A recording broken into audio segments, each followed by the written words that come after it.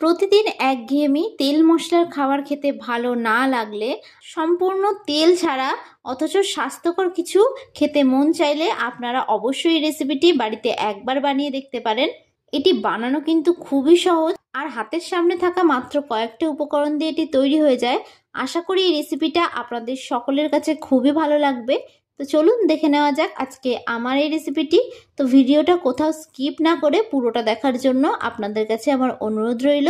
সবার প্রথমে আমি এখানে দুটো ছোট সাইজের আলু নিয়ে নিয়েছি। আলুগুলোকে কিন্তু আমি আগের থেকে খুব ভালো করে একটু সেদ্ধ করে নিয়েছি। এবার আমি একটা গ্রেটারের সাহায্যে আলুগুলোকে কিন্তু খুব ভালো করে একটু গ্রেট করে নেব। আপনারা কিন্তু চাইলে আলুটাকে হাত দিয়েও ম্যাশ করে নিতে পারেন, তবে আলুটা ম্যাশ করার সময় একটু খেয়াল রাখবেন যাতে আলুর মধ্যে কোনো ডেলা অংশ না থাকে। এরকমভাবে কিন্তু আমি একটা গ্রেটারের সাহায্যে আলুটাকে খুব ভালো করে একটু গ্রেট করে নিচ্ছি। আলুর মধ্যে যদি ডেলা অংশ থাকে তাহলে কিন্তু রেসিপিটা খেতে একদমই ভালো লাগবে না। তো দেখুন সবকটা আলুকে কিন্তু আমি গ্রেট করে নিয়েছি। এবার আমি এর মধ্যে ঝালের জন্য অ্যাড করে দেব কাঁচা লঙ্কা কুচি। ঝালটা এখানে আপনারা যে যতটা খেতে পছন্দ করবেন সেই অনুযায়ী দেবেন। ও দিয়ে দিচ্ছি আমি এর মধ্যে স্বাদ অনুযায়ী লবণ। লবণটা কিন্তু আপনারা আপনাদের টেস্ট অনুযায়ী দেবেন। এবার আমি এর মধ্যে দিয়ে দিলাম হলুদ গুঁড়ো ও দিয়ে দেব লঙ্কার গুঁড়ো। আমি কিন্তু এখানে ঝালের জন্য কাঁচা লঙ্কা ব্যবহার করেছি, সেহেতু কিন্তু লঙ্কার গুঁড়ো পরিমাণটা আমি খুবই সামান্য দিলাম। এবার আমি এর মধ্যে দিয়ে দিচ্ছি জিরের গুঁড়ো ও সবশেষে আমি এর মধ্যে অ্যাড করে দিলাম গরম মশলার গুঁড়ো। এবার এই সমস্ত উপকরণগুলোকে আমি হাত দিয়ে খুব ভালো করে কিন্তু একটু মেখে নেব। আপনারা কিন্তু কাজটা চামচ দিয়েও করতে পারেন। আমি সবসময় ঘরে থাকা উপকরণগুলো দিয়েই রেসিপিগুলো তৈরি করার চেষ্টা করি, যাতে আপনাদের রেসিপিগুলো তৈরি করতে কোনো অসুবিধা না হয়। তো দেখুন এইভাবে কিন্তু আমি আলুটাকে খুব ভালো করে একটু মেখে নিয়েছি। এবার এটাকে আমি এক সাইডে একটু রেখে দেব। এবার অন্যদিকে একটা বড় মিক্সিং বোল নিয়ে নিলাম। এবার আমি এর মধ্যে দিয়ে দিচ্ছি মেজারিং কাপের 2 কাপ পরিমাণে ময়দা। আমি কিন্তু এখানে পরিমাণ অনুযায়ী 200 গ্রাম ময়দা দিয়ে দিয়েছি। আমি এখানে মেজারিং কাপ মেপে দিয়েছি, আপনারা কিন্তু যে কোনো বাটি বা চায়ের কাপ মেপেও দিতে পারেন। আমি রেসিপিটা সম্পূর্ণ ময়দা দিয়ে করেছি, তবে আপনারা কিন্তু চাইলে আটা দিয়েও করতে পারেন। এবার আমি এর মধ্যে অ্যাড করে দিচ্ছি স্বাদ অনুযায়ী লবণ। লবণটা কিন্তু অবশ্যই আপনারা একটু বুঝে দেবেন। এবার আমি এর মধ্যে দিয়ে দিচ্ছি কালো জিরে ও দিয়ে দেব 2 টেবিল স্পুন অনুযায়ী রিফাইন তেল। এবার এই সমস্ত উপকরণগুলোকে আমি হাত দিয়ে কিন্তু খুব ভালো করে একটু মিশিয়ে নেব। আমার এই ভিডিওটা আপনাদের কাছে কেমন লাগলো অবশ্যই কিন্তু আমাকে কমেন্ট বক্সে জানাতে ভুলবেন না। আর আপনারা কীরকম রেসিপি দেখতে চান সেটা যদি আমাকে কমেন্ট বক্সে জানান তাহলে আমার রেসিপিগুলো তৈরি করতে খুবই সুবিধা হবে। তো দেখুন খুব ভালো করে কিন্তু আমি মিশিয়ে নিয়েছি।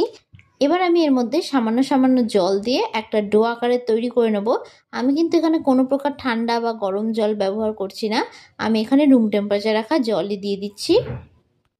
আপনার রুটি পরোটার ডো ঠিক যেই রকমভাবে মাখেন ঠিক সেই রকমভাবে কিন্তু একটু মেখে নিতে হবে ডোটাকে খুব বেশি নরম করাও যাবে না, আবার খুব বেশি শক্তও করা যাবে না। আমার এই ভিডিওটা আপনাদের কাছে ভালো লেগে থাকলে অবশ্যই একটা লাইক করে দেবেন। আর যারা যারা আমার চ্যানেলের নতুন বন্ধু তারা অবশ্যই আমার চ্যানেলটি সাবস্ক্রাইব করে দেবেন। আমার ভিডিওর আপডেট সবার আগে পেতে পাশে থাকা বেল আইকনটা ক্লিক করতে ভুলবেন না। আর যারা যারা ফেসবুক থেকে দেখছেন তারা রনিতাস ফুড প্লেস পেজটিকে ফলো করে দেবেন। তো দেখুন এইভাবে কিন্তু খুব ভালো করে আমি একটু মেখে নিয়েছি। ঠিক এইরকমভাবে একটু আপনারা ডোটাকে রেডি করে নেবেন। এবার এটার থেকে আমি লেচি কেটে নেব। এটাকে কিন্তু কোনো রেস্টে রাখার প্রয়োজন নেই। তো এইরকম ছোট ছোট আকারে কিন্তু আমি লেচি কেটে নিচ্ছি। আপনারা লুচির লেচি ঠিক যেই রকমভাবে কাটেন ঠিক সেই রকমভাবে কিন্তু এই লেচিগুলোকেও কেটে নেবেন। তো দেখুন এখানে আমি সবকটা লিচি কেটে নিয়েছি। এবার লিচিগুলোকে দু হাতের তালু দিয়ে খুব ভালো করে একটু গোল করে চ্যাপটা করে নেব। সবকটা লিচিগুলোকে কিন্তু ঠিক একই রকমভাবে আমি তৈরি করে নিচ্ছি। প্রতিদিন একঘেয়েমি তেল মশলা খাবার খেতে ভালো না লাগলে তেল ছাড়া সম্পূর্ণ ভিন্ন স্বাদের এই রেসিপিটি আপনারা বাড়িতে একবার হলেও ট্রাই করতে পারেন। তো দেখুন সবকটা লিচিগুলোকে কিন্তু আমি একই রকমভাবে গোল করে নিয়েছি। এবার অন্যদিকে আমি একটা চপিং বোর্ড নিয়ে নিলাম। এই চপিং বোর্ডটার উপর আমি বেলে নেব, তবে আপনারা কিন্তু চাইলে কিচেন স্ল্যাপেও বেলতে পারেন। এবার একটা লেচি নিয়ে আমি এর উপর থেকে সামান্য একটু ময়দা ছড়িয়ে দেব। ময়দা ছড়িয়ে দিয়ে লেচিটাকে ভালো করে কোট করে আমি খুব ভালো করে একটু বেলে নেব। আমি এখানে ময়দা দিয়ে বেলেছি, তবে আপনারা কিন্তু চাইলে এখানে তেল দিয়েও বেলতে পারেন। এবার দেখুন আমি এরকম গোল করে কিন্তু একটু লেচিটাকে বেলে নিয়েছি। খুব বেশি মোটা করে বেলবেন না, আবার খুব বেশি পাতলাও করবেন না। এবার এই দুদিকটাকে আমি এইরকমভাবে ঠিক ভাঁজ করে দেবো। এইরকমভাবে কিন্তু দুদিকটাকে ভাঁজ করে দিতে হবে।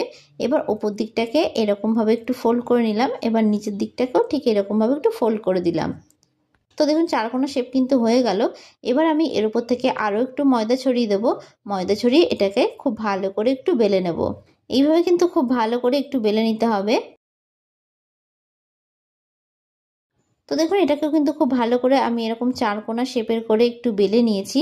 এবার আমি এর মধ্যে আগে থেকে যে আলুর পুরটা রেডি করে রেখেছিলাম সেটা 1 চামচ পরিমাণে দিয়ে দেব। এবার চামচ দিয়ে এটাকে খুব ভালো করে একটু ছড়িয়ে দেব। এবার আমি একদিকটাকে ঠিক এইরকমভাবে ভাঁজ করে দেব, অপর দিকটাকেও কিন্তু ঠিক এরকমভাবে আমি একটু ভাঁজ করে নিলাম। এবার এই ওপরের দিকটা আমি একটু জল লাগিয়ে নেব। নিচের দিকটাকেও কিন্তু খুব ভালো করে একটু জলটা লাগিয়ে নিতে হবে। এবার এটার মুখটাকে ঠিক এইরকমভাবে বন্ধ করে দেবো। এরকমভাবে বন্ধ করে দেবেন যাতে পুরটা বাইরে না বেরিয়ে আসে। একটু দুদিকটায় জল লাগিয়ে দেবেন, তাহলে কিন্তু মুখটা খুব সহজেই বন্ধ হয়ে যাবে। তো দেখুন এই নাস্তাটিও কিন্তু আমার রেডি হয়ে গেছে। তো আরও একটা আমি আপনাদেরকে তৈরি করে দেখাচ্ছি। একই রকমভাবে একই পদ্ধতিতে কিন্তু এই নাস্তাটিও আমি তৈরি করে নেব। আপনারা খুব ভালো করে লক্ষ্য করলেই বুঝতে পারবেন আমি কাজটি কিভাবে করছি। এইরকমভাবে কাজটা করে নেবেন, তাহলে কাজটা করতে কিন্তু কোনো অসুবিধাই হবে না। আর এই রেসিপিটি বাড়িতে একবার তৈরি করলে কিন্তু বাড়ির ছোট থেকে বড়রা সকলেই খুব পছন্দ করবে, আর আপনার কাছে বারবার রিকোয়েস্ট আসবে রেসিপিটি তৈরি করার জন্য।